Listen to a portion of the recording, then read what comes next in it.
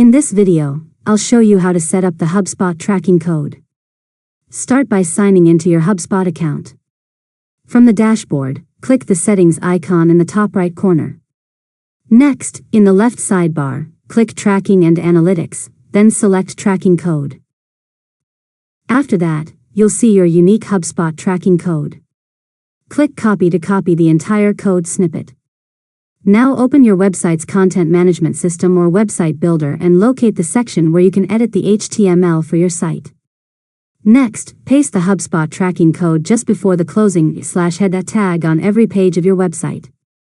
If your platform has a global header or custom code section, add the tracking code there so it loads across your entire site. After that, save your changes and publish your website.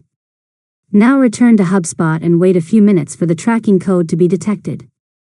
Finally, verify that the tracking code is active by checking your website's tracking status in the tracking code section of your HubSpot settings. And that's it. You've successfully learned how to set up the HubSpot tracking code. If you found this tutorial helpful, make sure to subscribe to Learn Mode Lab for more tutorials.